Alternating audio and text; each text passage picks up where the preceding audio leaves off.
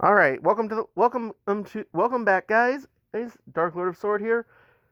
Time for the next video, and it's probably gonna be the last one for a little bit, at least for the streamer fan art.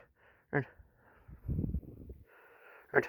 This is The Departed for uh, for BrienneOlvera, aka Live Studio Brian of Team 4 Star.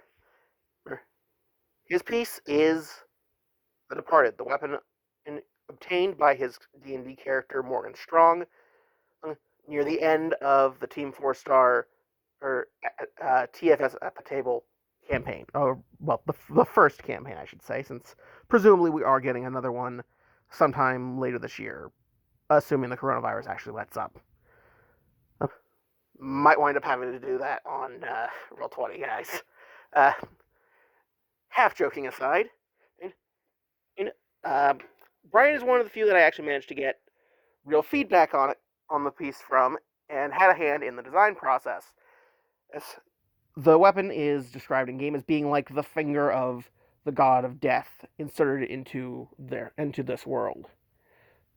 So with that in mind, I decided to make it literal.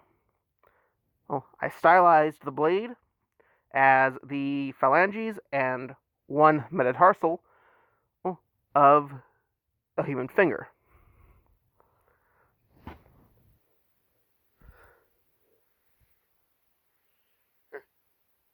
The blade itself is wood, and all of the sculpted features are made of epoxy sculpt. I'm quite pleased with how the skull came out.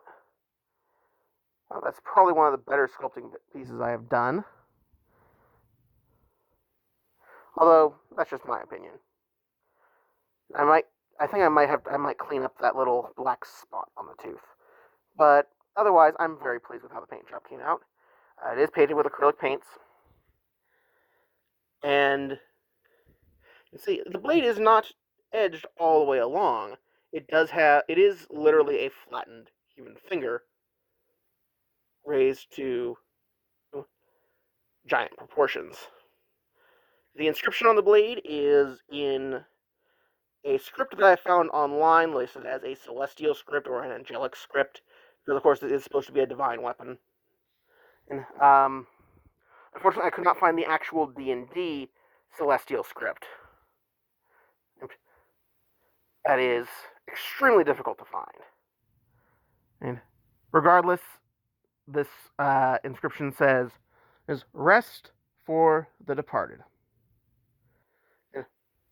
Red blade pointing up. It is quite comfortable in the hand, either direction, although obviously it does not have much protection, and simply because of how minimal the guard is. It's even comfortable for me left-handed, and I am right-handed. And I'm very pleased with how this came out. Please, but let me know what you guys think in the comments below.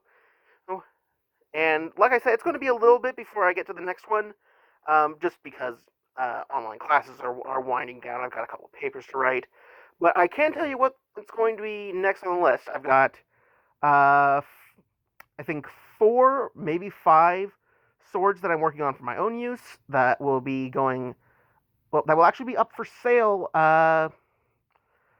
later this year, but you'd have to contact me directly, yeah. Or if you're going to be at the Frederick Comic Con,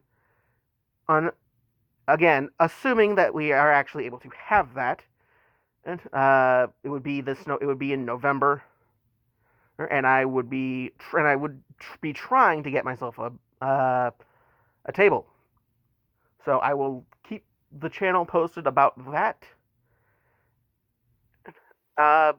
Anyway, I still do have at least one more fan art piece to do.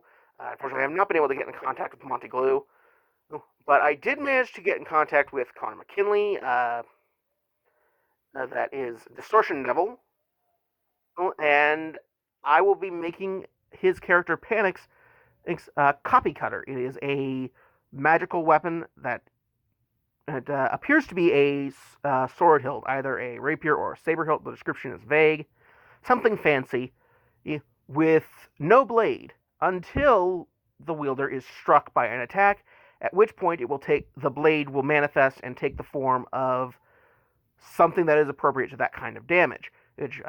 Scimitar for slashing damage, apparently, I guess a mace or a hammer for bludgeoning, a rapier for piercing damage, so on and so forth. We actually haven't seen all that it can do, but I'm basically just going to make the weapon in its inert form, which will be fun because most of my construction style actually relies on there being a blade. So that'll be interesting to put together, and I hope you'll be interested to see how it comes out. Catch you guys in the next video. Dark Lord out.